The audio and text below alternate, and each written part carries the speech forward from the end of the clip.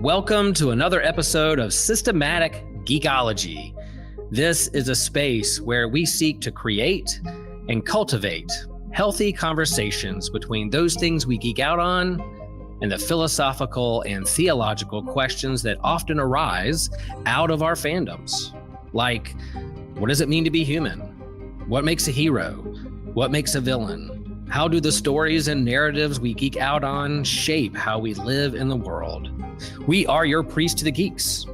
We aren't all ordained, but we see ourselves as mediators at the intersection of geek culture and going deeper in our faith. We don't always have to agree, but we do respect each other, and we see everyone as a beloved child of God. Everyone geeks out on something, so come geek out with us and enjoy the show.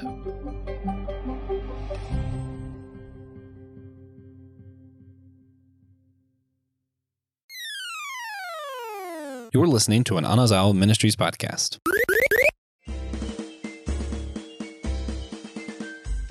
Ryan, you know that sound. You know that theme song. You know what you're in store for today. You know exactly what it is. Yeah. Hey, friends. Welcome to another episode of Systematic Geekology. Welcome to another primarily political episode. Yeah. I am Will Rose, one of your hosts, and coming to you live from North Carolina, which, you know, has been pretty much under the radar in this election season. I don't know. We haven't had much news come out of North Carolina about politics or swing states. Or we weren't on Daily Show. We weren't on the Daily Show a week ago. No, daily. We were daily on the Daily Show there for a while, Kevin. Kevin and I are both coming to you live from North Carolina. And, you know, it is a big election year, and we're talking about how politics, you know, art imitates life, life imitates art. And if we're going to talk about comic books, we're going to talk about fandoms, we're going to talk about politics in our fandoms, then I'm going to bring on board some of my favorite comic book geeks. I have Kevin Schaeffer and I have Ryan Doze from across the Bifrost. Guys, welcome. I know you're excited about this episode. I texted you months ago when I knew that there was going to be scandal within the North Carolina governor race and said, you want to come talk a week out? And you guys said, yeah. I'm actively trying not to bring it up, Will. and you're feeding you're feeding the bad wolf. I kind of think we're all in agreement of we can make fun of and try to make light of events too. Yeah, I certainly hope so. Yeah. If you don't laugh, you'll cry. So that's where we are. Welcome, friends. Yeah, we are to another episode of Systematic Geekology and primary political. There's been you can go through the list on our YouTube and podcasts and hear some of the other topics of politics in our fandoms. There are a lot of good stuff out there. But today we are going to talk about, man, it just sets itself up. Villains as elected leaders in our fandom. So we're talking DC, we're talking Marvel, we're talking Independent, we're talking things out there. We're going to focus mainly on comics today because I have my comic book friends here that I know have weekly pulls and read comics and go to Comic Cons and meet the artists and the authors behind these stories. But we had an idea. You know, there are times when legit villains run for office in our comic book stories and are elected to office. And then so we said, hey, let's talk about them. And I'm sure maybe, you know, we're going to do our best not to get too partisan on here. Out there, people out there who are listening in your earbuds or watching on YouTube, I don't know how you vote. I don't know who you put in, who you're going to write in on that ballot. Hopefully you'll write in Will Rose for governor of all. Starting a write-in campaign for governor of surfing. The governor of surfing. I want the governor of all surfing. If you want someone in charge of surfing, vote for me. You can write that in your ballot. No, don't waste your vote. Vote with your heart. Vote with your faith. Vote with integrity. And if there's anything we say on here that offends, you know, just send me an email, send me a DM. We can have a civil conversation. All in all, we if you want to have a conversation, then let's do it in private. Let's have it over FaceTime. Let's have it over coffee or a beer, or shoot me a message. I'd be happy to have a conversation of why why I feel the way I do about certain politicians. What a pastoral answer. Oh, man. I tell you, we are the priest to the geeks, right? And I'm going to anoint you as a priest to the geek on this particular episode. You are finally ordained. My ordination's back. You're ordained, buddy. You're ordained. Yay. That was a really polite way of saying, like, we're going to try to be like both and stuff. Like, well, let's get to the offending people. Let's get to the upsetting of people. That'll come later. Well, before we do that, let's break people in just a little bit. Let's share really briefly, what have we been geek out there lately? There's no shortage of content. Man, I'm way behind in a lot of stuff. But Kevin, what are some things you've been geeking out on? Well, I talked about this with Andy on the last comic book catch up, but we're both really loving this season of Only Murders in the Building. It just gets better and better, and it's so funny. It's so like, and it's not just like hilarious, but it's just such good writing across the border. And I'm more invested in the mystery element this season than any previous one. So I'm really loving that. I also just got tickets to see Steve Martin and Martin Short in February at DPAC, which I cannot wait for. What? Yes.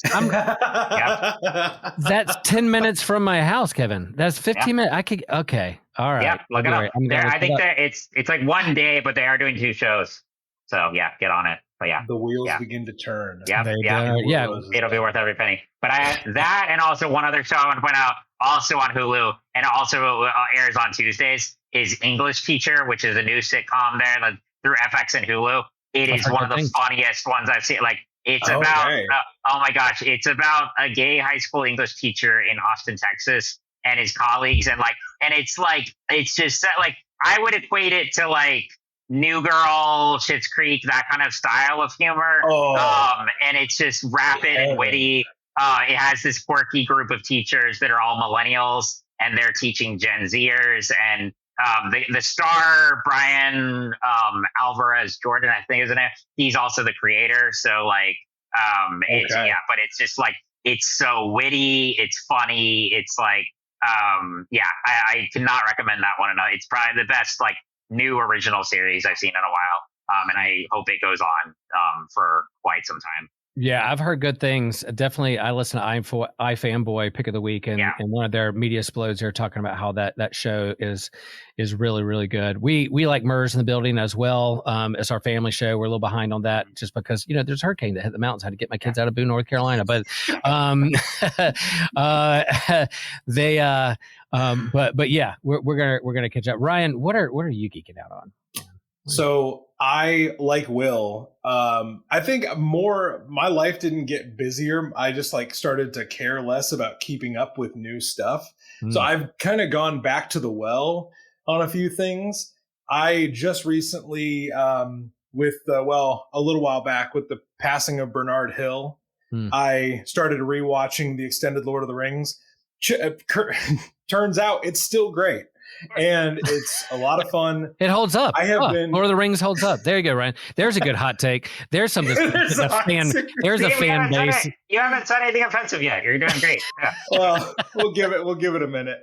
What I realized was we started our rewatch on Hobbit Day, and it was also the 10-year anniversary of my wife and I watching Fellowship as our first date that we ever went on. We didn't actually go on a date. Cool. We actually just sat in the lobby of our dorm at college, and we watched Fellowship. And if a girl sits through a 4-hour movie about elves and dwarves with you, keep her one. It's I believe, what do the kids say? Wife her up immediately. So that's a lot of fun. And one show that I'm constantly always rewatching is Family Guy.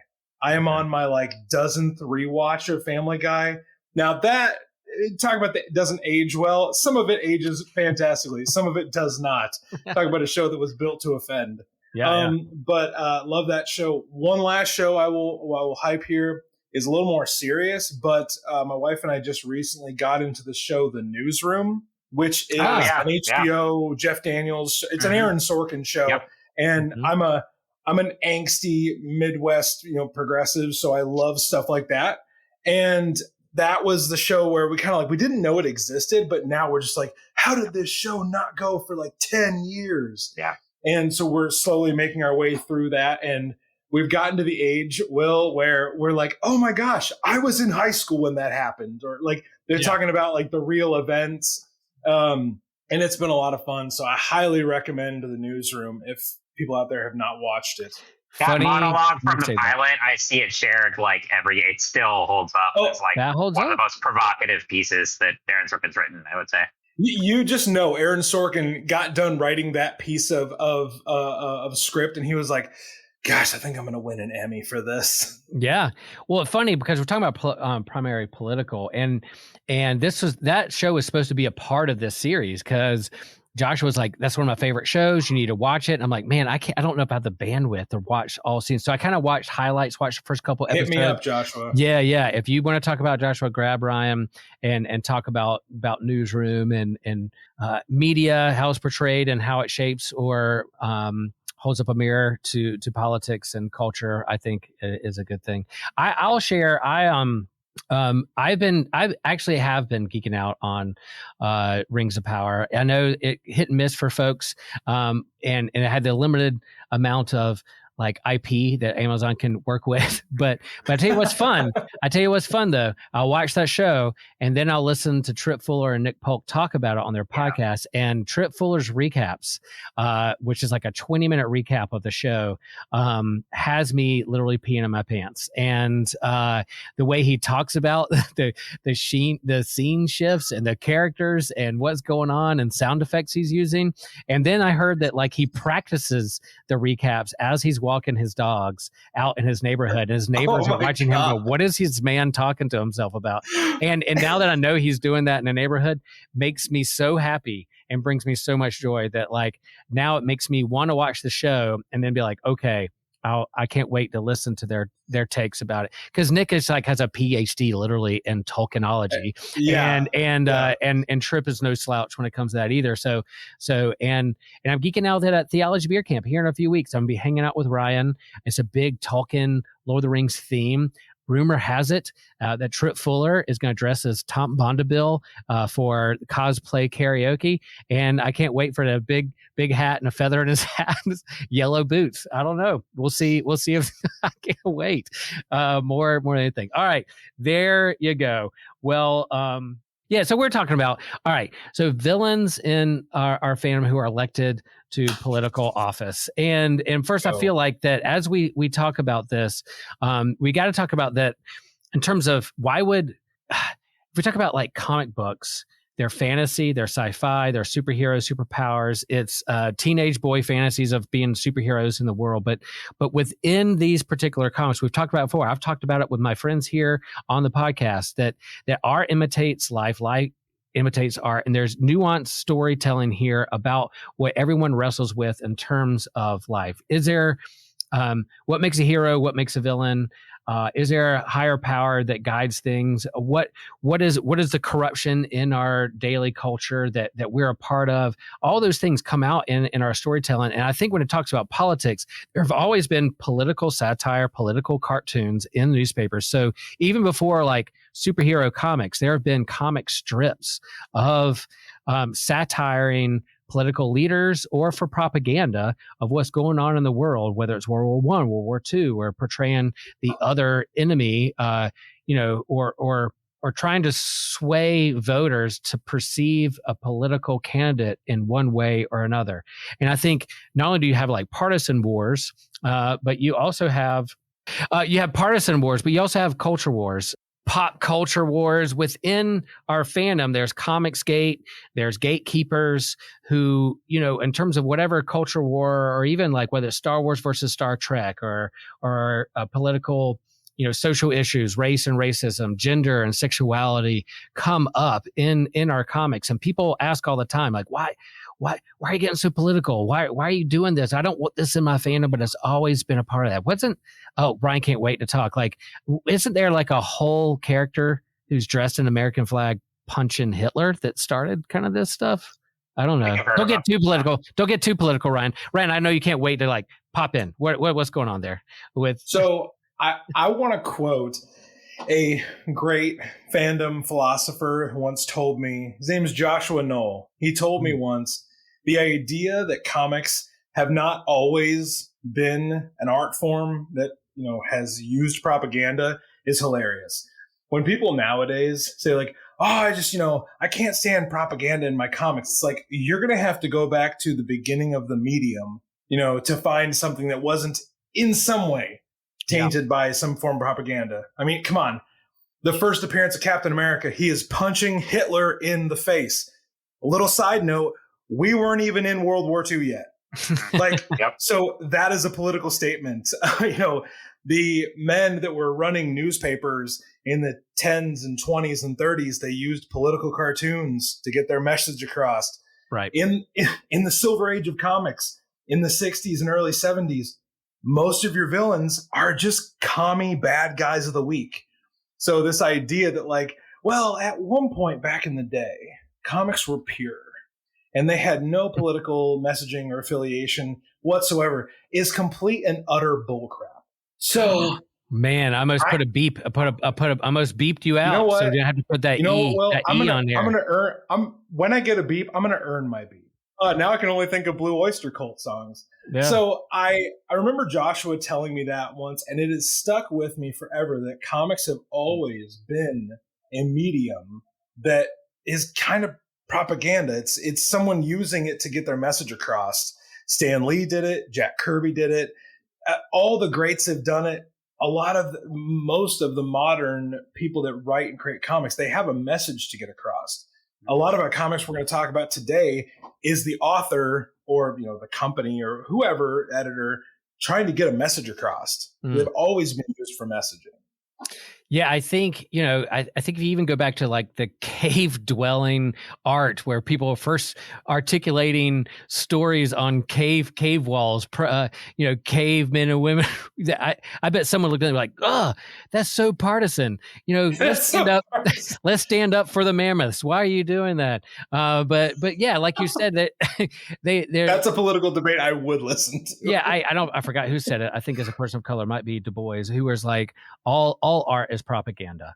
All art is propaganda, and all art is portraying a particular view or understanding a worldview that you're perceiving out there in the world, or what you wish it would be, or what you're experiencing. So, of course, these comics would do the same. And Kevin, as someone who works in disability advocacy, you've used your medium in graphic novels and comics to portray how you're perceived or how to advocate for those who experience the world that way. So there's always this kind of like understanding of like, you can call it politics, but politics is just common life of the people trying to do common life together.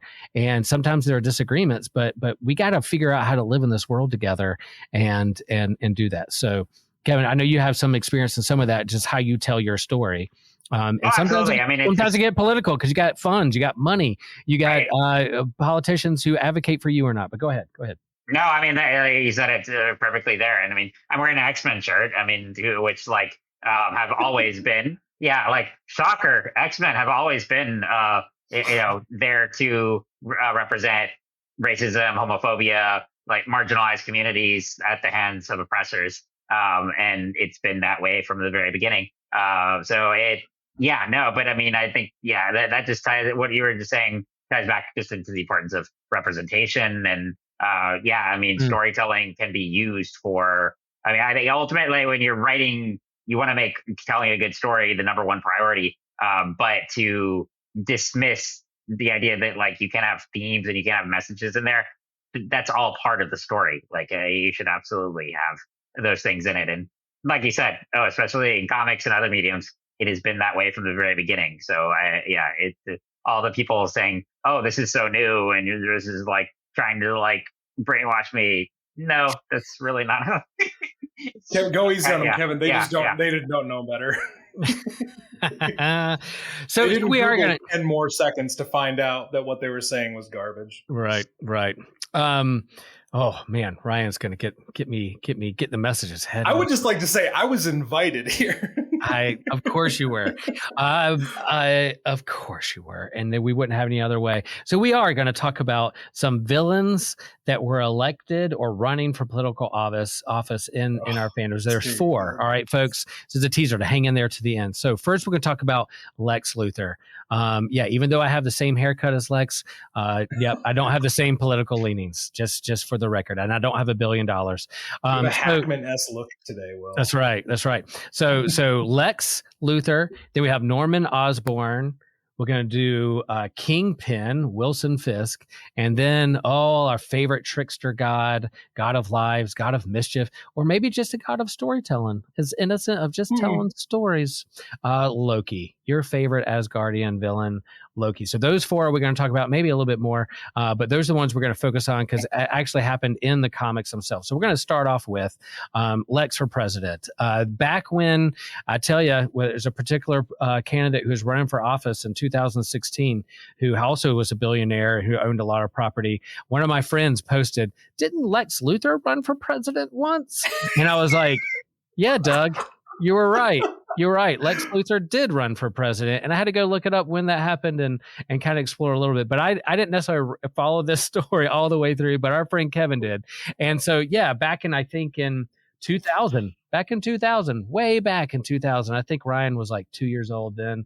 But there was a particular story, Lex for president. Kevin, share a little bit what's going on in this particular story arc with Lex. So I actually kind of will look at, there are several iterations of Lex as president and political figure.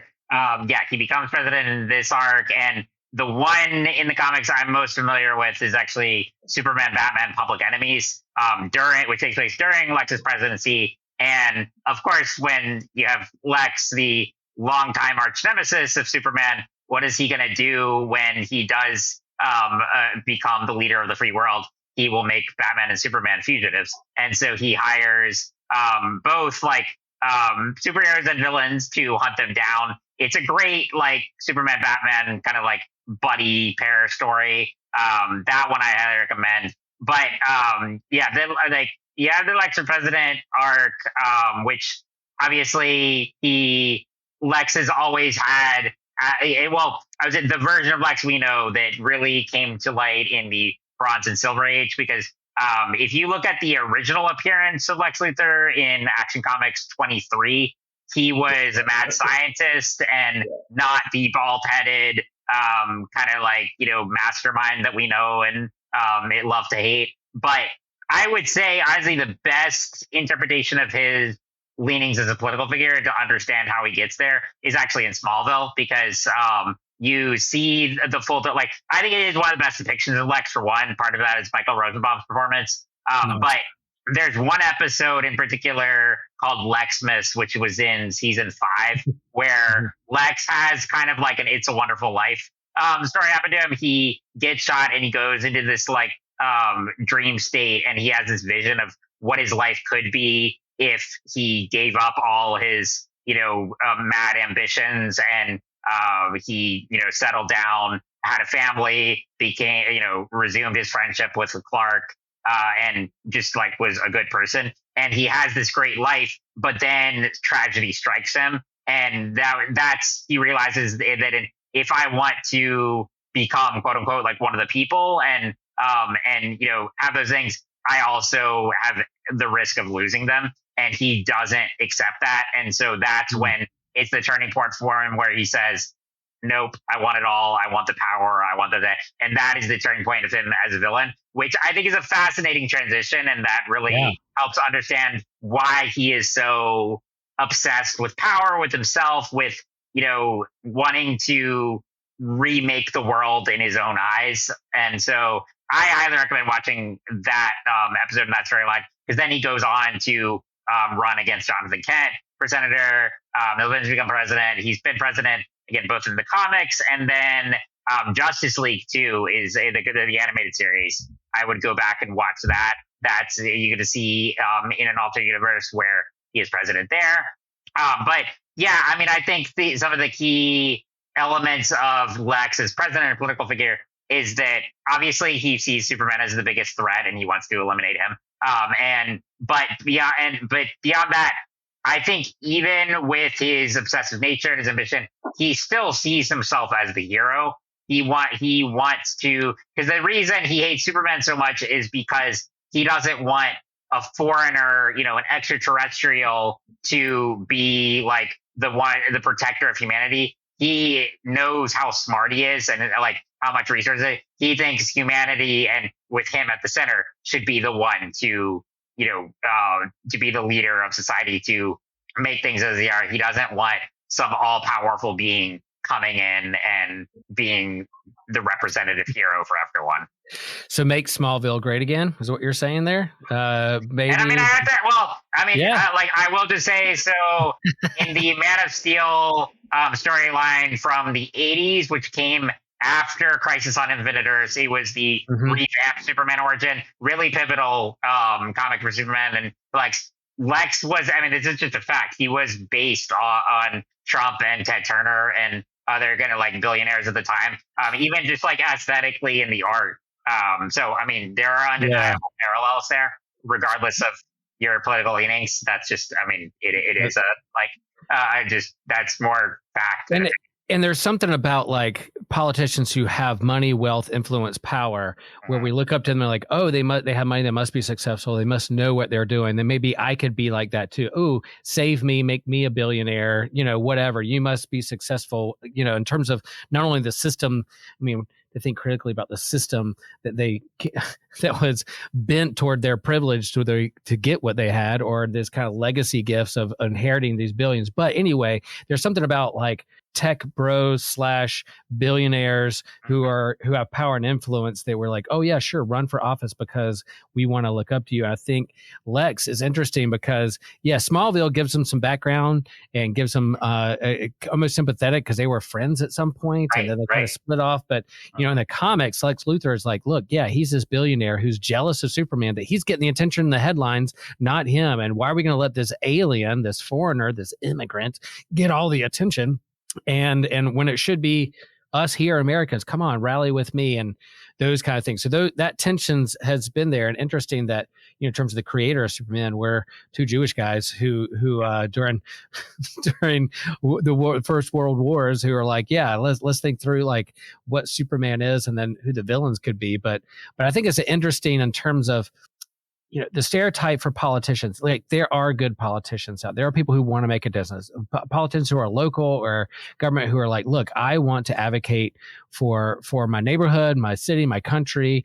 We're not saying that all politicians are corrupt, but it's interesting, the stereotype of Lex Luthor and then what we see portrayed in the debates we're seeing on TV, how it could be kind of similar. Hi, my name is TJ. I'm here to tell you about the Systematic Geekology shop.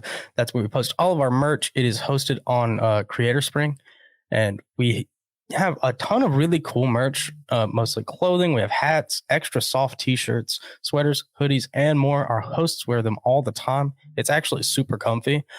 We have glassware, mugs, which everybody loves a good mug. Fill out your cupboard. Get rid of some old ones, which is the part that I never do. That's why I have too many cups. We have cloth bags, posters, and it's really stuff. We like to put our icons on there. We like to put quotes, things we come up with, and it's cool. It's a cool way, and a lot of it is pretty subtle too, to show support for one of your favorite shows. And my personal favorite is actually our SG dad cap, which I have been reluctant to buy it because now I have to wear hats at work, and then I get tired of wearing hats. But it's really cool. It's really understated. It is our logo right here, and then it says Systematic Geekology on the back. It's great. It's a really good hat. We have a few of them floating around. Check it out. And if we could all just rock the SG dad cap in public, I think that'd be pretty sweet.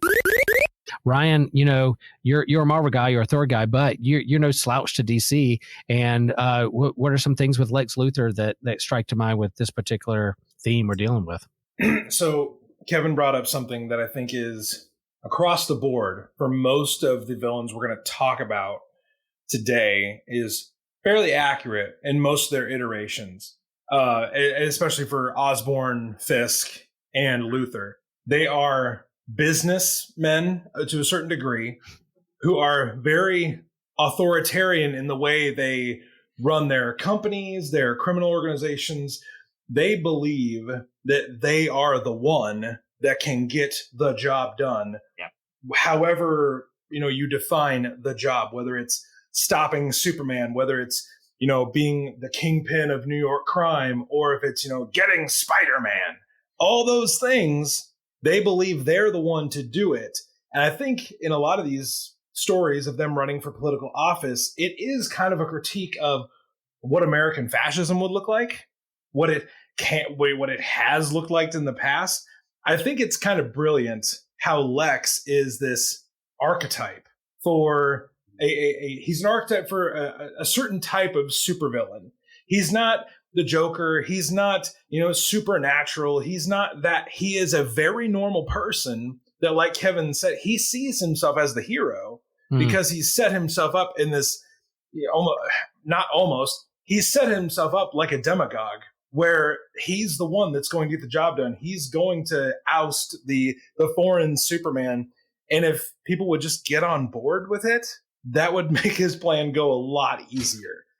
Lex is such a good case study in how real politicians at times go about getting their agenda done, is how Lex is portrayed in this cartoony superhero animated way.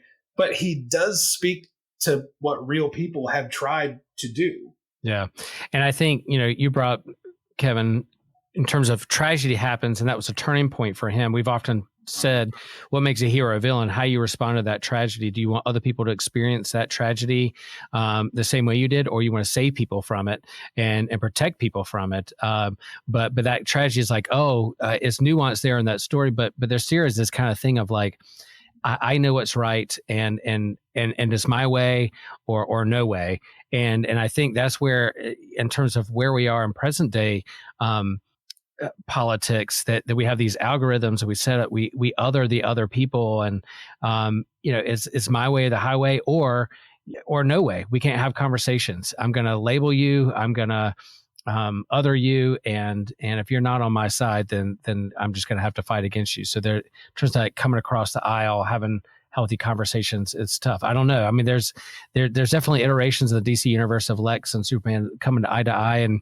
even in Smallville being friends and coming together. Like we gotta, there's a bigger external threat we have to get together for, but there is that sense of power, influence, jealousy, ego that gets in the way of what's good for the people in society around you.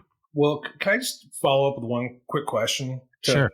Kevin, Lex is gifted at so many different things. Mm-hmm. Do you think there is, and I'm sure maybe there's been an Elseworld story or what if about this, but there could very well be a version of Lex's story where he does become president of the United States, and instead of making it his singular goal to stop Superman, he could have actually been quite a good president. Well, I actually think in Smallville, he would have turned out so different if, like, one of the biggest struggle and the defining thing that tears them apart is that Clark hides his abilities and powers from him, and like Lex is obsessed with that because in the pilot of Smallville, Clark saves his life, and that's what and Lex feels indebted to him, but he has no idea how he managed it because he he fell into a river and a car crash, and like there's no way this farm boy would have like physically survived that. But so if Clark had been honest with them, which you understand too, his reservations there,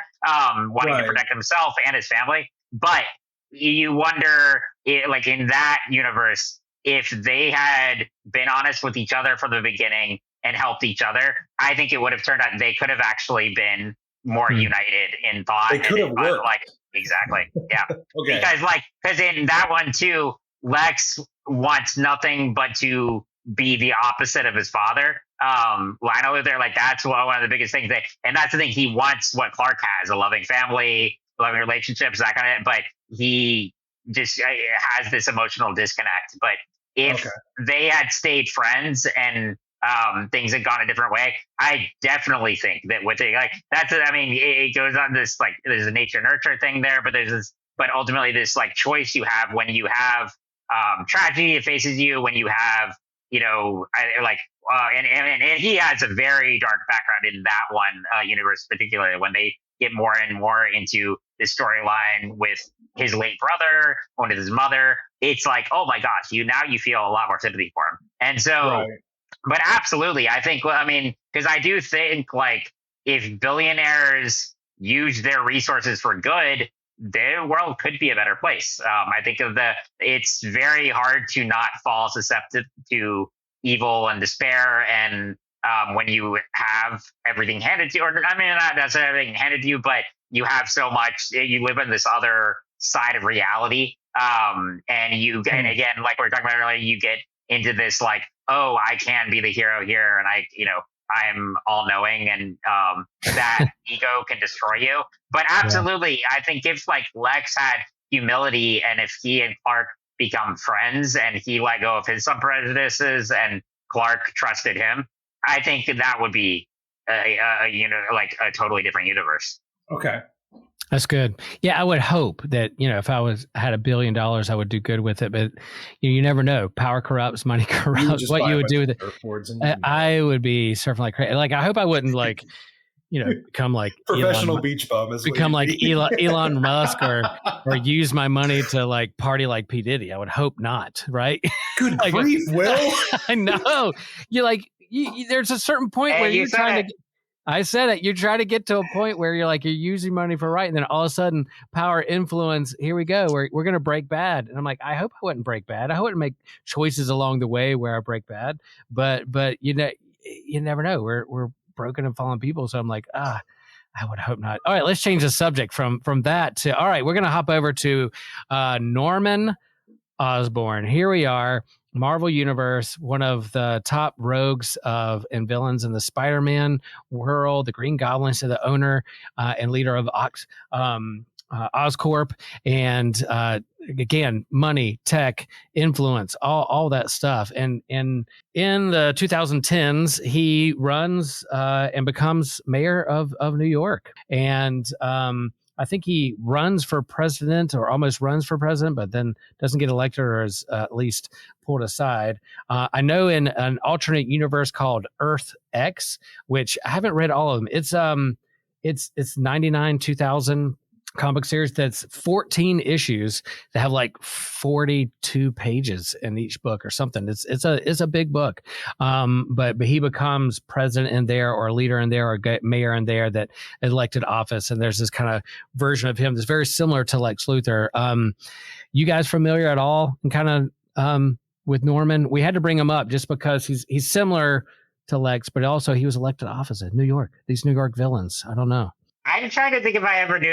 When I read the outline, I know I haven't read this story or anything like that, but I'm trying to remember if I ever knew that he had political leanings or that this was a thing. But yeah, I haven't really. Was this in Amazing Spider-Man or Ultimate Universe, or was it in the main? No, it's 616. Oh, is that yeah. I'm by no means a Spider-Man scholar, but one thing I know about Norman. In a way to contrast him from Lex a little bit, was Lex, I feel like, was so hyper-focused on getting one person. Yeah. Norman, at one point during the Siege event, he goes after Asgard, his Hammer organization, which I feel like Hammer, so at this time, we're just coming out of the George Bush, Jr., G-Dub years, where Homeland Security becomes a brand new department in the United States government. I feel like Hammer is almost like a twisted, dark version of what Homeland Security was in, absolutely, depending on what you view about Homeland Security. Anyway, we have Asgard floating over Oklahoma, and Norman's like, nah, not going to happen. And we'll just say this. If you shoot your shot against Asgard, you better not miss. Yeah, because Thor gives 0 Fs. If you come after him, and I do love that. Also, this comes after the Civil War event, which is my favorite Marvel event of the recent. Civil War in and of itself is a civics lesson that comic book fans should revisit every year. Yeah, but Norman is a huge part of the aftermath of that because he is essentially an opportunist. He sees the rubble that Civil War leaves, and he's like, ooh, I'm going to pick up all the pieces. And also, secret invasion is happening. So you have the superhero community eating itself alive, and then you have these otherworldly, shape-shifting people come in and taking identities from other people. So yeah, the Marvel Universe was ripe for Norman Osborn to try and make a power play. And really, Norman, I mean, he gets what he wants. He creates the Dark Avengers. He initiates the Siege event, and he eventually fails because good must triumph over evil. But it makes sense why Norman did all these things. He was an opportunist at the time. And he is kind of this Dr. Jekyll, Mr. Hyde kind of character. At one point, he's together. He's in a suit. He's level-headed. He's a leader of a tech corp and has lots of money. And then something happens to where he becomes the Green Goblin and has this kind of dual personality that when he looks in the mirror, he doesn't want that monster to come out. So he is wrestling with this kind of inward monster, a part of what makes him a villain. And after Spider-Man, he blames Spider-Man for a lot of things, similar to Lex blaming Superman for the problems that are around. Like he's blaming Spider-Man as this kind of nemesis. But yeah, he's elected to office, and what people perceive as, who this leader / person you look up to as a successful man and who could lead us away from the external threat or the problem that presents itself, versus the heroes and people close to him that know who he really is, and we're like, hey, let's warn people, let's ring the bell. What's going on here? We can't have him in a position of power because it's going to get even worse. He I mean, literally, he sets himself up as the Iron Patriot. Yeah, yeah. He dons a knockoff Iron Man suit, paints it red, white, and blue, puts a big star on the front of it. And it's just like, gee, Norman, are you making a political statement by the thing you're doing? Like, he's literally, he's using branding to try and get his anti-superhero agenda across. Like, Norman is a huge critique. All these characters are. Yeah. Norman, maybe super obviously, is a critique. What was his downfall? Do you remember, like, in terms of what he was up there as position of power for a long time? Eventually, did he just, So it has been a hot minute since I've revisited Siege, but I think at the end he just flat out loses, and people. Yeah. Here's the thing with like demagogue figures: once they get punched in the mouth and people see through the illusion, the facade falls pretty quickly. And I think Osborn that's a consequence of his power play, is once people started seeing through it, it was done. There's so many different figures just in American history that are like that. I because I'm a massive nerd in other areas of life, I just read a biography of Joseph McCarthy. So as one does. So I'm coming in hot with words like authoritarian, fascist.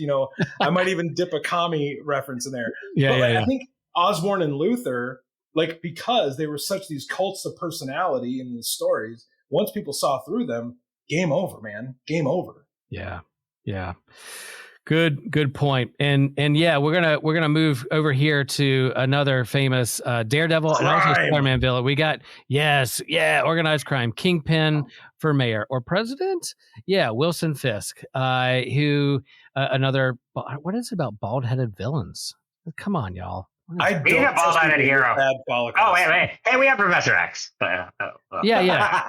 Who they just turned bad at the age of 12. I know. Yeah. Well, Yeah. Here we go. No, but here we have Kingpin. You know him from Daredevil. He was also mayor of New York City during Secret Empire, and then eventually made a plea for president. But I mean, Devil's Reign was a great run where he is with Daredevil in the 2000. I guess that's 2019, 16. What was Devil's Reign? No, it was like last year, man. Really? Devil's Reign is not that far ago. Yeah, maybe it's 2019. Oh, 21. Yeah. 2021. Devil's Reign is great if you want to look for a good Daredevil arc and kind of an event of all the heroes coming together and the villains. A big part of that was Wilson Fisk.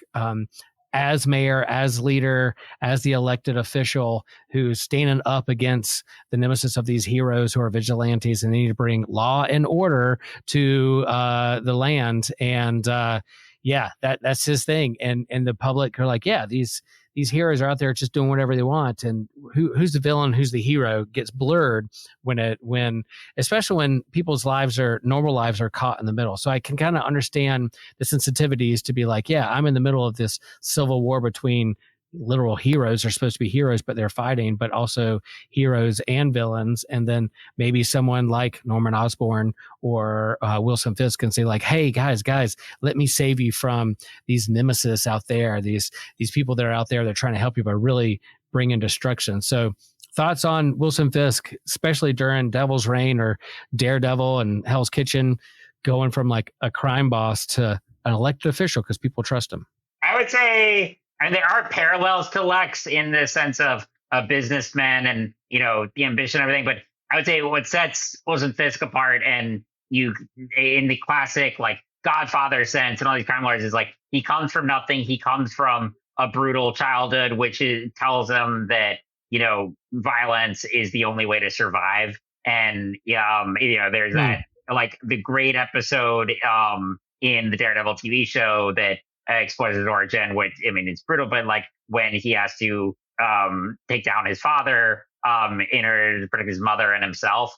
And it's like, it's, horrific, but it also brings you this like sympathy toward him of like, this is what he was born into. And he feels that he feels in his eyes that he is a man of the people and that he is coming to, like a lot of crime bosses in the movies and gangster epics and stuff, where they come from like this impoverished childhood and, it's surrounded by brutality, and they want to take, the world into themselves and, come out on top and survive. And so, and then, he carries that into his politics. And we're going to see that we got the tease for Mayor Kingpin in at the end of Echo. They gave that little tease, like setting up Born Again, which I'm really excited to see how. I can't wait for Born Again for multiple reasons. But oh my gosh, okay, that's my, like if like we don't get anything else from the MCU in the next year, like that's all I need right now. But yeah, I think that's the thing about Kingpin is that he obviously his crimes are horrific and egregious, but in his eyes, he sees himself as the savior of like the little guy, and he wants to, like if you think about it, him and Daredevil are in a way fighting for the same thing. Obviously they have totally different ways of going about it, but like he sees himself as a hero too, like, in a very like perverted way. But yeah, he wants to claim control. He wants to, if anyone's going to be in control of the crime families and everyone around the city, it's going to be him. And he thinks he can translate, his quote unquote skills as a crime boss into politician. Yes, that strength, meet strength with strength. Like I'm not gonna, and there's again, like it's not a supernatural superhero. He's been induced with radioactive waves, so he has like supernatural abilities. But he is pretty strong. There's something about him that's overly strong, or can out bench press anybody. But not only just like literally, he can out bench press you, but he's going to show his strength in terms of how he's going to muscle you in a way that he thinks is what's best for those around him. And, he walks in a room, you better, hide. Yeah. He wants you to shiver in fear because he's going to intimidate you to get what he wants, where he thinks best for the neighborhood or people around him.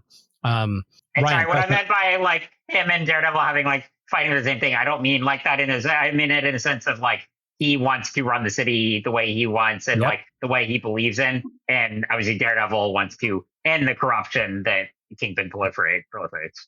Yep. I think Fisk is, all of them are very unique in the way they approach power. But Fisk, I think Kevin hit on something very, very important. Fisk is not a generationally wealthy, playboy that makes a power play based on a prejudice. Mm-hmm. Like, nice. I think Fisk sees himself more as like a Robin Hood figure. He's much more populist driven and especially like Devil's Reign. He's like, hey, I know I have this I have this history, everybody. I know, but I've done a complete about face. I've done a 180, and now I'm the Law and Order candidate. Perhaps he's been reborn. He's been reborn, maybe. Well, I'm gonna try to do this diplomatically.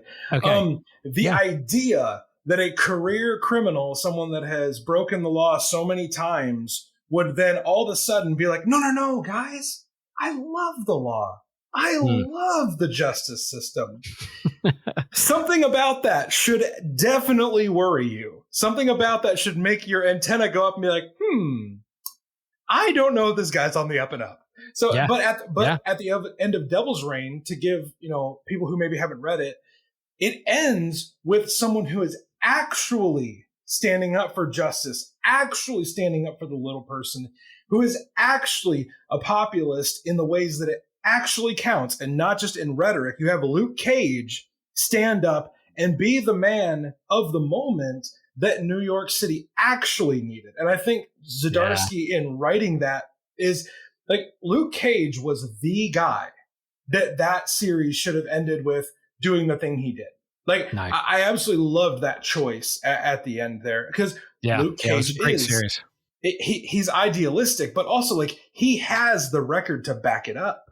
And I just love how Zdarsky balances Fisk against Cage, because they're both strong figures, but they're strong for different reasons. Yeah, super good. I agree.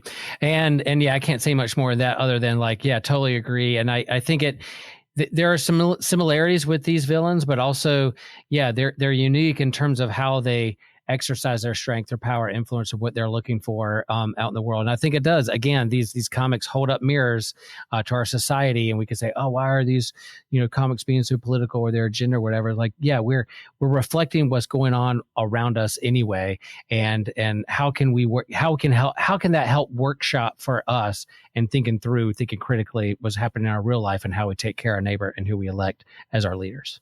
Well, can I just one more thing that I forgot to mention there? 100%. At one point in Devil's Reign, the heroes of New York City realize that they can't beat Fisk the way they've beaten him in the past. They can't just show up, beat up all of his henchmen, and then send him to jail. That's not going to work this time. And I think it's Jessica Jones has this realization and says to Luke, we have to beat him where it counts. We have to beat him at the ballot box. And Tony Stark starts, funding the campaign and all that. The superheroes actually they weirdly put together this fundraiser to make Luke the mayor of New York City. And I think that is a little tweak in comic book storytelling. It's not the sexy smash him up, kapow, kapow thing, but that was the way to beat Fisk at that point. You had to actually oust him from office in a democratic way. And I think, again, to shower praise on Zdarsky for that. It was a great way of presenting that problem solving of using the democratic system that most of Americans will say they absolutely love. We elect our officials. Yeah. And sometimes they got to go. So. Yeah, and I think that's a good point. And we're about a month away from a pretty big election, and maybe we can exercise our right to vote. Yes, this year. This year, pretty big. I don't know if you've seen some commercials, a few commercials out there. I have. I've never been so happy for paying for ad-free stuff.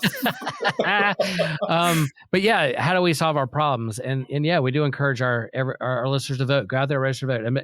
You may think it doesn't make a difference, but it does. And so that is a right that we've been given here in this country, and there's ways to solve that problem in our society and that kind of thing. So yeah, nice. All right, we're gonna go over here to, man, I knew about this. I've read it in the past. I had to revisit and reread it.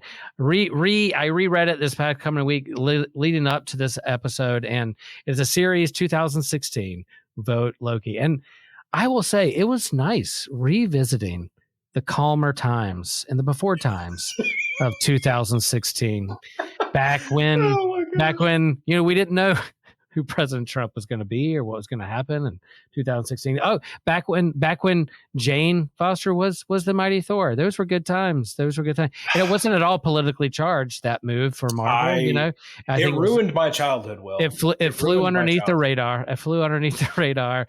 It didn't make any headlines, but it was nice revisiting 2016, 8 years ago. My kids were still in middle school. I was gonna say I was. I didn't have kids back then. Yeah. There's those times. But yeah, it is. I mean, if you're gonna say like, I don't want politics in my comic books, don't read this series. It is nothing but politics in the satire. Little trigger warning. If you're triggered by politics in your comics, don't read this one. But the fact that at the top of one of them said believe and then lie was highlighted an exclamation point LIE. All right, so it was so fun to revisit this. You have Christopher Hastings, Langdon Foss, Paul McCaffrey. The art's pretty fun. The writing's quippy and good. Ryan, you have a podcast around Thor and Asgard across the Bifrost. Can you summarize? I know it might have been a hot minute since you visited, but in terms of what's going on in this particular story arc where Loki literally runs for president. So two things I feel like are foundational to understand this series and Loki just in general. One, Loki has lied about everything. Like going back to a Journey into Mystery 87, for the first appearance. I believe I got that right, Will. Yeah, probably do. So lied about so many things. The one thing Loki has never lied about is themselves. Like who they are. Loki has been a liar since day one. His relationship with the truth is murky at best. And I love that about this character in this series. Another thing about this series is it was done in 2016. It was done as a comparative analysis with a comic book character and the political landscape that we were moving into. And I don't think any of us, if we were transported back to if we talked to ourselves back in 2016, we're like, hey, what are the next 8 years going to be like? People will be like, oh, nothing crazy will happen. I love those memes of people going back. I love those memes during COVID of going back and talking to yourself in 2019 to tell you what's going to happen in 2020. And people going, and you're like, you wouldn't believe it. Similar, like, I go back to 2016, Will, and be like, guess what's going to unfold in the next 8 years? We should have known at the beginning of 2016 when David Bowie and Alan Rickman died back to back that Oh my That's gosh. when we knew we were in the simulation was broken after that. That's for sure. Wow. Now Marie's sad about that. I know. Sorry to bring that up. No. But I literally did see a meme that was like, I'm not saying David Bowie was like holding the universe together, but look at everything that's happened since he died. Heck yeah. Oh my gosh. Oh man. Yeah, go ahead. The thing I love about this is they use Loki, the like god of lying, as a perfect stand-in for a lot of different political tropes and things that we make jokes about all the time. Like, can't trust a politician. Well, okay, who better to make the political figure in this series than the guy literally known for lying? And I think this series is also a little bit prophetic in the way that it displays political violence within a campaign. Mm-hmm. It pokes fun at itself in the branding. I mean, the covers for this series alone are absolutely fantastic. Yeah. I will just stress what Will said at the beginning. If you have a weak stomach for political satire and political critique, I would stay as far away from this as possible. If it's too much a part of your reality and it stretches you out and brings you anxiety just in real life, I understand the argument of like, I give this enough in my real life. Why do I want this in my comics and entertainment and escapism? So there are times for that. But in the same way, like in the church, they'd be like, oh, we should keep politics out of church. I'm like, wait a minute. We do worship a rabbi who is executed by the state. Let's think about he's public execution for public execution. Yeah. Execution. So like, yeah. And that we stand by our privilege. I don't want that in here, but if we're talking about our common life together or how we work these things out or workshop or play in the sandbox of how to solve the problems in the real world, then maybe sometimes we need to have a cautionary tale or hold up a mirror and look at that and read it. And if it does strike a chord, if it does trigger you, if it doesn't sit well with you, then maybe ask why is that? Why does it bother you? Yeah. You know, Preach, Pastor. Yeah. You if it bothers you, then you need to ask why does it bother you, and go deeper. And this, you know, I am glad I reread this now. I read it lightly in 2016. I can't read something lightly like this, but you know, I was familiar with it, the cover, dabbled, but reading it, you know, word for word and paying attention to it really well now, looking back on 2016, where we've been in 8 years, it really is like, oh my gosh, where we've been, what it was saying. I highly recommend this series. I mean, yeah, it starts off with Loki interrupting a presidential debate and breaking up political violence and becoming the hero. Often our politicians create a problem just so they can swoop in and solve it and say that they're the hero. And here is Loki doing the same in this series. And then you have this again, when it talks about news or fake news or journalism and partisan news channels that, you know, I go to my gym and I see 8 TVs and every single one of them have a different news channel that are saying different things against the others. You're like, oh, who do I believe? Well, you have a reporter for the Daily Bugle who's reporting on this and trying to like expose Loki who Loki is, and really going, and along the way, she's like, this is finally going to get him. This is going to do it. This is going to do it. And then along the way, nope, it just fans the flames, similar to our own. Surely people will wake up after this story or this reality thing, right? This has to be the thing. No, it's only going to rile up the base even more. What is going on? And so that was fun. I can't say fun to read, but definitely it was a cautionary tale of being like, yeah, look what's going on here. In terms of how American politics go and how you lure people, or how what your campaign slogans are. There is even a moment where Loki says, "Make things sane again," and you're like, "Oh gosh, what's going on here?" So, what am I forgetting about this story arc, Ryan, that people need to go back and read for themselves, or lifts up that Loki is revealing to us? As far as details, I mean, I feel like there really isn't much. Overall, though, I would say if you're a comic book fan that is looking for something to give you more of a thought exercise, like one of the aspects of this series that I enjoy is I used the phrase earlier, the cult of personality that it brings out in people. Mm-hmm. This hero worship, this, you know, at a certain point, it's like, whatever Loki does, we're going to be behind, and we're not really going to ask too many questions about it. I think that is a thing that, especially in 2024, a few, you know, practically just weeks ahead of a consequential election, interrogating why we are such a fan of somebody or why we support a certain person. Like, this comic does shed light on that phenomena. Because here's the thing, I feel like in the last 5-6 years, like the United Kingdom has done like 1,000 elections, and they do them in like a few months. They don't make a whole year out of it. You know, we're absolute political sickos over here because we make years and years. And, you know, once one campaign is done, we just start up another one. You know, it's really the American political scene is constantly campaigning for things. I see campaign signs around my rural community in Nebraska all the time. The midterms get crazy here. You know, God forbid a presidential election is on top of a ticket. It kind of exposes, this comic kind of exposes how sick the obsession is, and how the cult of personality really has become to dominate American politics, especially in the last 8 years.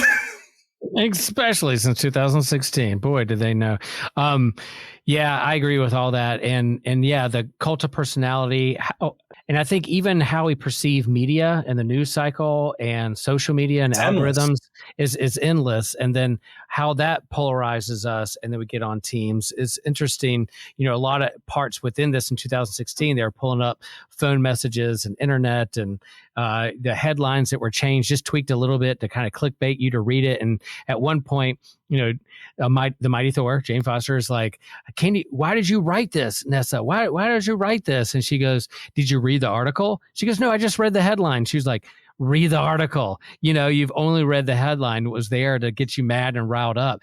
And yet you didn't read the actual thing that I was saying. It was like, oh, I guess you're right. So even a hero like Thor is like, oh yeah, you got me. You got me with the headline and what's going on here. And Jane's smart. Like, Jane's not a dum-dum. It's just right. scrolling Facebook looking for stuff to be mad about. Yeah. So towards the end of this particular story arc, spoilers, we go read it. But spoilers, Loki isn't elected president. And Darn. Yet I know.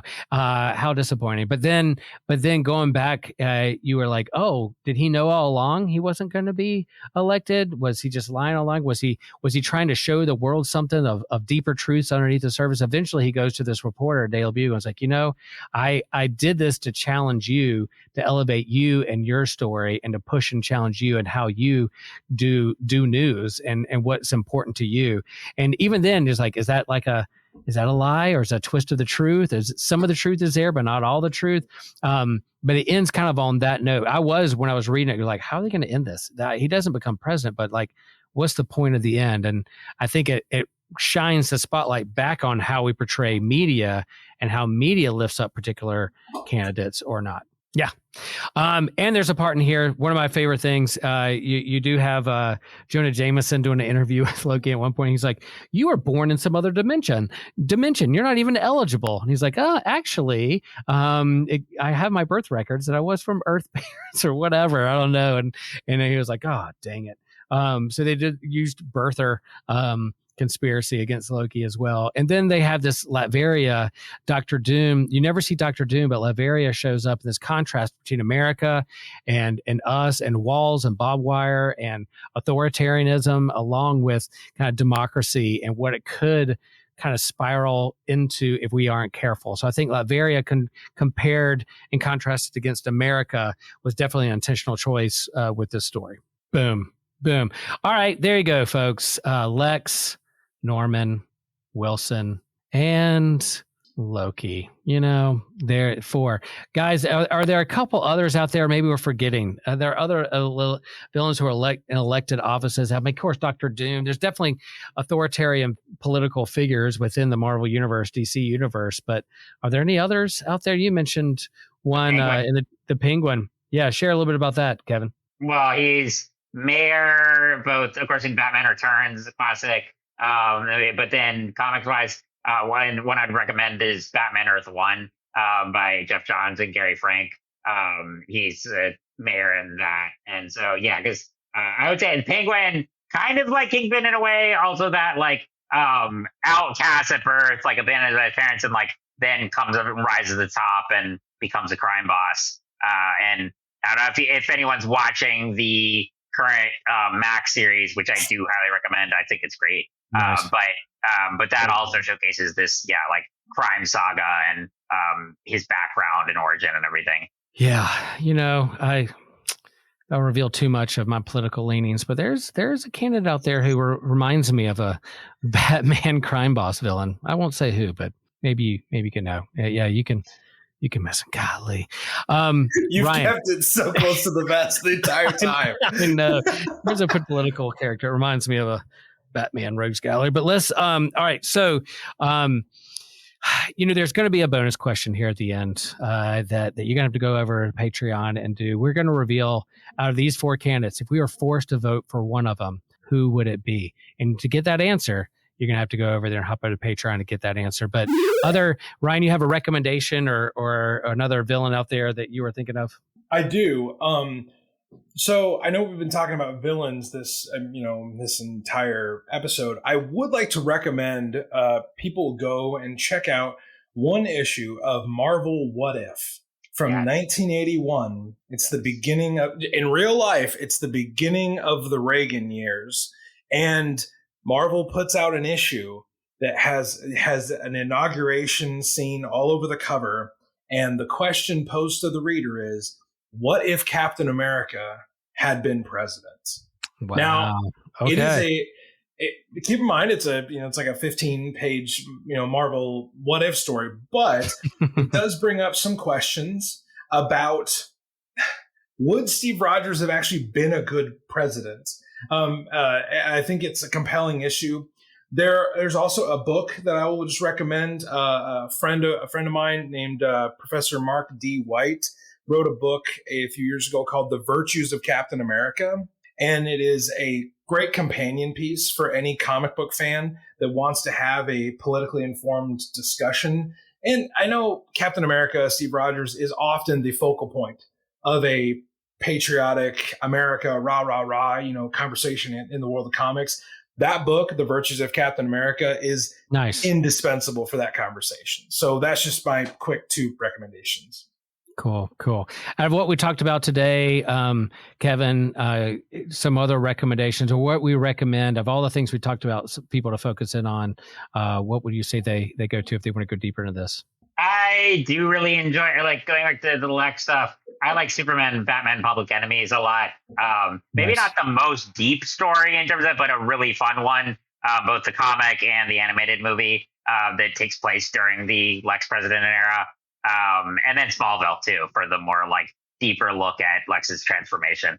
Man, yeah, it's a Jeff Loeb story, Public Enemy, is it not? Yes. Yep. I might check out that cartoon. That's something there on Max. I think you can go after. Yeah, and I think my recommendation, I'll just go back and read Vote Loki. It's an amazing piece looking back where we were 8 years ago and what it was predicting or the cautionary tale it was bringing up. I think it's pretty good. I think it's pretty good. Folks, you made it to the end.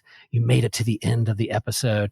And I tell you what, if this particular YouTube video, or if you're listening to your pods, hop over to YouTube, like and share, review. But if this or any of our videos gets 50 likes, I promise you, I will dance in a field of flowers, frolic in a field of flowers, and you will get the joy of viewing that be frolic through flowers. So I hope it's October. You got to get going. I know, Yep. I'll get a bunch of fake flowers and just make my kids hold them up. Frolic through the fake flower aisle at Hobby Lobby is what that's do. Right. Plastic flowers all around me, and I'm frolicking through, throw them in the air, and sir, we have security alert on aisle 3. Can you please get the crazed man wearing a leotard? And it's Sunday, so he shouldn't be in here. He should not be in here. He's wearing a Lex for President shirt, and we need to get him out of here. But yes, review, share. We appreciate everyone. We know that political tensions are high out there. It's hard to watch the news wherever you are. We have debates, we have scandals. People don't know what to do. I'm nervous what's going to happen after November for our country, but I'm cautiously optimistic. And I encourage you to go out and register to vote if you aren't, and participate in this gift that we have, the freedom of democracy and be able to vote, which a lot of people around the world do not have. So head out there and do that. I really think Kevin's awesome. I think Ryan's awesome. And sometimes I think I'm awesome. But, all of us together are really triple awesome. If you have questions, thoughts, ideas of what we didn't cover, what we should cover, reach out to us and let us know. And always remember, share the faith, share the geek.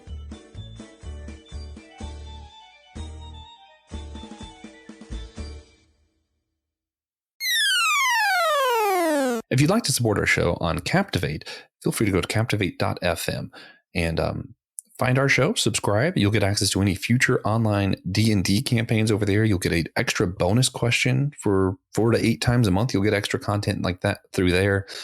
You also get a one-time donation you could make to help support the show right on Captivate. So you don't get anything for the one-time donation, but if you would like to just support the show once, do a quick donation, you can do that through captivate.fm. Our overhead includes editing software, marketing, equipment, recording software, and a whole lot of other stuff. And we really appreciate everybody who can help keep the lights on. Hey guys, Christian here to talk to you about the ANT Network. That is the Anazao Ministries podcasting network. That's what we do for all of us here together. You can follow the whole network in a single feed on Spotify at Anazao Ministries Podcast, or on the network page on Apple Podcasts to just see what we're all doing. And what are we doing? Well, we have plenty of things here. We've got the homily. You love Pastor Will. You want to hear Pastor Will preach. You hear the man doing a homily there. It's amazing. The man does spectacular work for Holy Trinity Lutheran Church in Chapel Hill, North Carolina. Then we have the Whole Church podcast. If you want to hear Joshua and TJ talk to different people from around the church who have very different views on how things should go, check it out there. You want to go to My Seminary Life? You want to get some more Brandon Knight in your life? Who doesn't want more of that? Go there, hear about the man, discuss his time at seminary, which is what he used to do. Now he's on other topics, and just head out there for what the rest of the man can do. Hear a lot of good stuff that way. Now you can head over to Let Nothing Move You. That's my podcast where I go through the Bible chapter by chapter, verse by verse. I started with Luke, then I went to Romans. Now I'm in Genesis, and I'm moving on from there. It's a good time if you want to hear how I view the Bible, how things should go there. You can do that. You can go to Dummy for Theology, where you hear Joshua Knoll discuss the various theological topics that he has there in an attempt to show every side of the big discussions, leaving you with more questions and answers. If that infuriates you like me, but you still want to listen, head out that way. You can go to the Bible After Hours. We have the foul-mouthed preacher there, and he's going to deliver things that not ready for every ear to hear, but sometimes you need someone to be a little filthy out there just to give a more progressive view of the church, to challenge the status quo of what is happening here. Do you agree with him? Do you not like him? How are you going to know if you don't listen to him? And finally, we have save best for last, the Clydes. Taylor and Elizabeth Clyde. You need some more Pangalangin in your life, like all of us do, then head out there, see what's going on in their own life, in their own ministry, so you can hear the devotions and everything going on in their lives. Once again, that's the Anazao Ministries Podcasting Network, AMP, and we love you guys. See you next time.